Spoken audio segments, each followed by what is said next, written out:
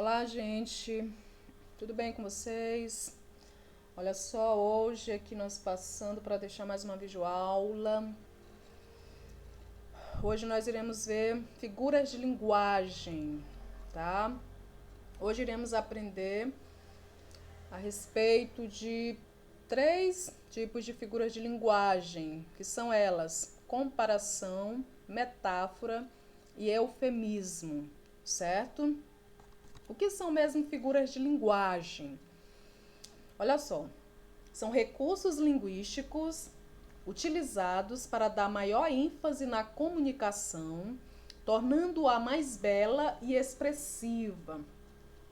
As figuras de linguagem, como nós lemos aí o conceito, nada mais são do que um recurso, né, ou recursos linguísticos que muitos autores fazem uso para apresentar o seu texto ou para se comunicar de maneira mais expressiva ou para tornar a comunicação mais bela, mais atrativa.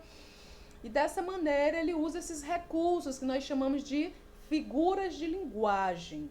Elas se classificam de algumas formas. Nós temos, por exemplo, as figuras de palavras, nós temos as figuras de pensamento, figuras de construção, figuras de harmonia, certo? Com o tempo nós iremos ver esses diversos tipos de figuras de linguagem.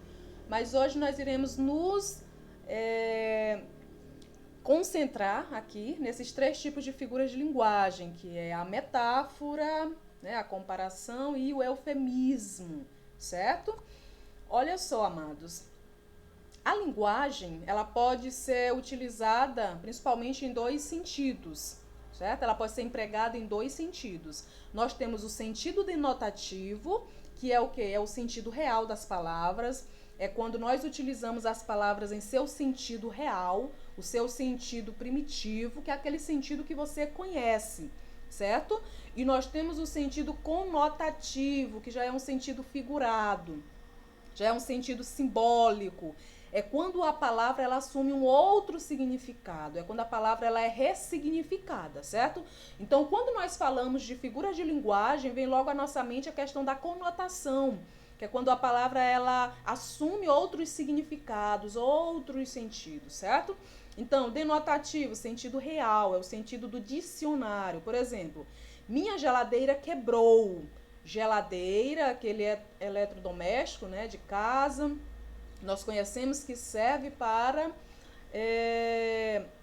guardar e preservar os alimentos, gelar e congelar água, bebidas, enfim, né? Nós conhecemos geladeira nesse sentido. Olha esse outro sentido aqui que a palavra geladeira assume, o sentido figurado. Minha namorada é uma geladeira.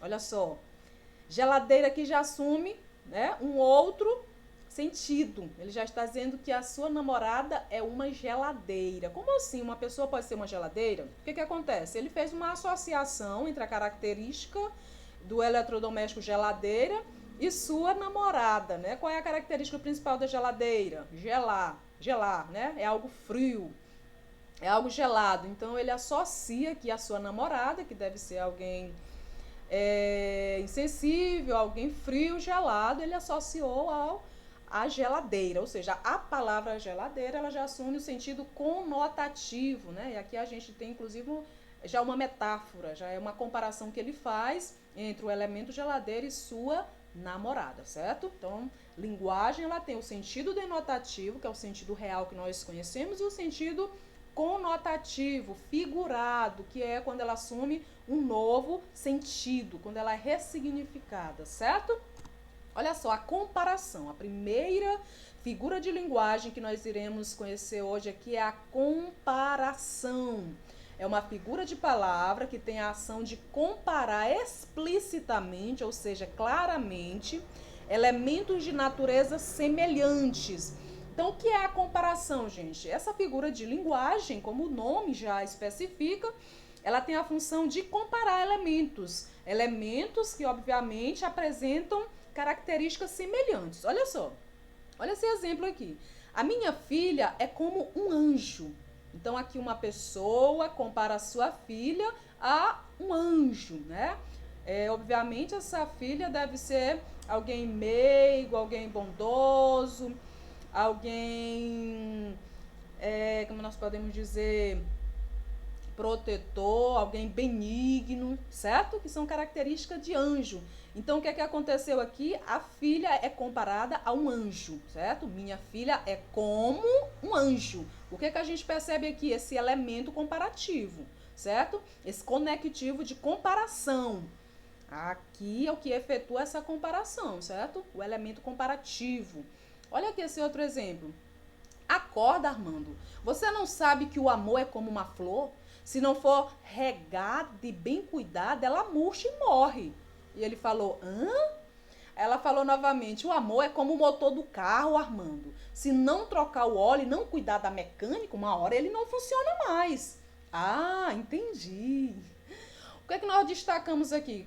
Em que a nossa atenção deve ser direcionada? Para essa comparação aqui, olha. No primeiro exemplo, o amor é comparado a uma flor. O amor é como uma flor, certo? Focados aqui no elemento comparativo, certo? Esse conectivo aqui que compara o amor como uma flor. Aqui no segundo exemplo, o amor é comparado ao motor do carro. O amor é como o motor do carro, certo?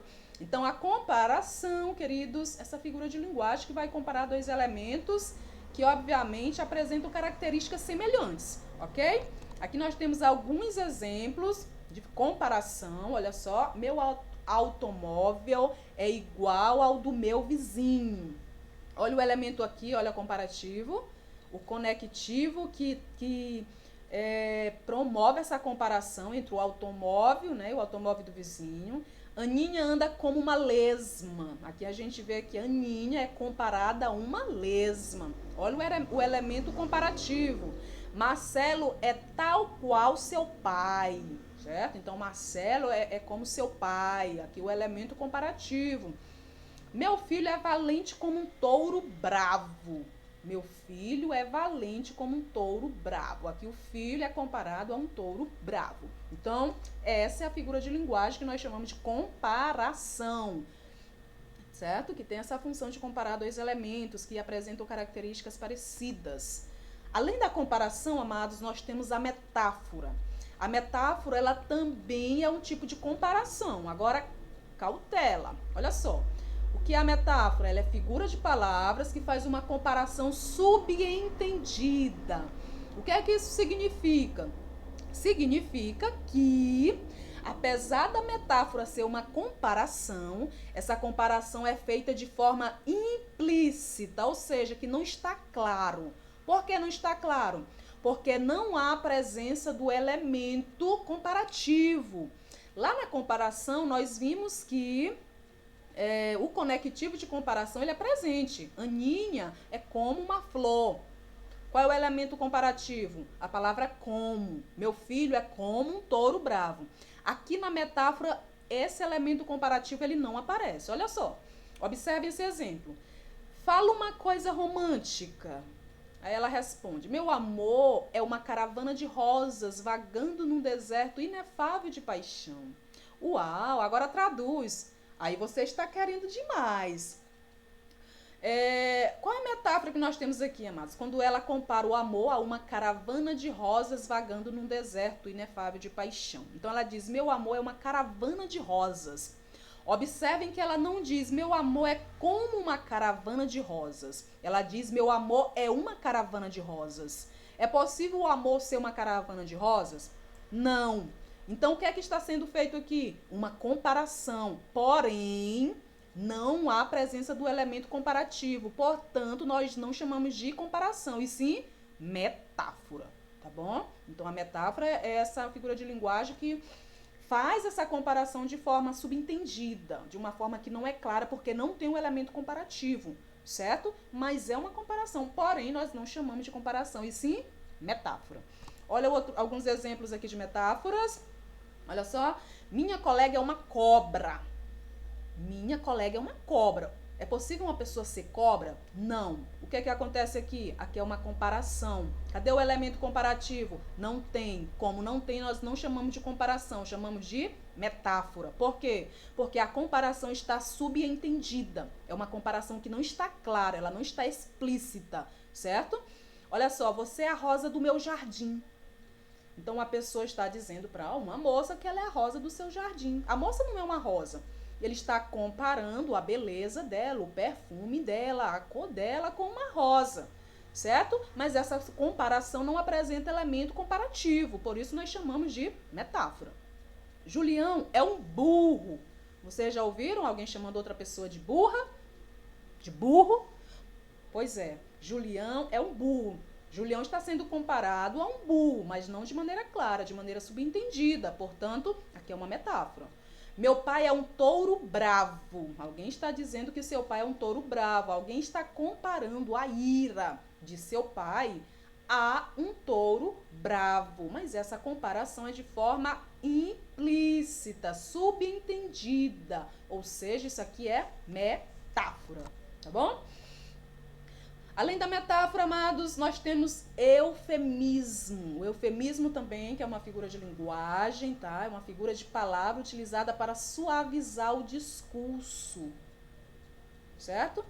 O eufemismo, gente, ele já é uma figura de linguagem utilizada para suavizar, atenuar o sentido de uma palavra. É quando você não quer ser grosseiro, quando você não quer ser rude, e aí você procura uma palavra com sentido mais suave, com sentido mais atenuante, mais tranquilo, vamos dizer assim, mais educado, entende? Então, isso aqui nós chamamos de eufemismo, esse recurso linguístico utilizado para suavizar a palavra, o discurso, a ideia, a mensagem. Olha só aqui essa charge. Fofoqueira não, querida. Eu sou produtora de biografias orais não autorizadas. Ou seja, que essas pessoas chamaram essa mulher de fofoqueira. E ela explica que ela não é fofoqueira. Mas ela é o quê? Produtora de biografias orais não autorizadas. Certo? Então ela utiliza essas expressões aqui, produtora de biografias, para suavizar o sentido da palavra fofoqueira. Certo? Então ela suaviza, ela atenua esse sentido. Fofoqueira, que é uma palavra um pouco rude, né, grosseira. Então ela se utiliza de eufemismo. Olha outros exemplos aqui de eufemismo, gente, olha. A senhorita faltou com a verdade. Faltar com a verdade poderia ser substituído por uma palavra mais grosseira. Qual é, gente? Faltar com a verdade. Quando alguém falta com a verdade, ela é o quê? Ela é mentirosa. Então, ao invés de dizer a senhorita é uma mentirosa, a pessoa aqui se utilizou de um eufemismo e disse a senhora faltou com a verdade.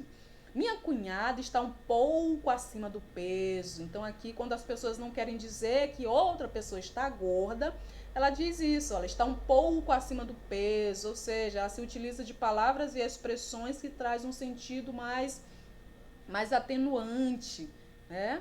Ela se expressa de maneira menos grosseira, menos constrangedora, né? No caso, de quem está falando, certo? Então, minha cunhada está um pouco acima do peso. Então, ela suaviza o sentido da palavra gorda ou obesa, certo? Ele descansou. É comum as pessoas se utilizarem dessas expressões para se referir a alguém que faleceu. Então, ao invés de dizer alguém morreu, alguém faleceu, as pessoas dizem ele descansou. Isso aqui também é um eufemismo, gente, tá? Ele atenua, ele suaviza também o sentido da palavra morrer. Ele é um usurpador dos bens alheios. Aqui é quando a pessoa não quer dizer ele é um ladrão. Ao invés de usar essa expressão tão forte, tão grosseira, a pessoa diz ele é um usurpador dos bens alheios. Ou seja, a pessoa se utiliza também de eufemismo. O que é mesmo eufemismo? O que é mesmo um eufemismo? É uma figura de linguagem que tem a função de suavizar o sentido de uma palavra, de uma ideia. Ela suaviza, ela atenua o sentido para que não pareça algo grosseiro, rude, ignorante. Entenderam? E isso nós chamamos de eufemismo. Tudo bem, amados? Olha só, logo em seguida nós temos uma atividade relacionada a essa videoaula. Por favor, façam logo enquanto as informações estão na mente quentinha. para que vocês obtenham uma nota excelente. Sempre busquem uma nota excelente, amados. Não se conformem com notas baixas. Sempre falo para vocês, tá bom? Tchau, tchau. Tudo de bom para vocês.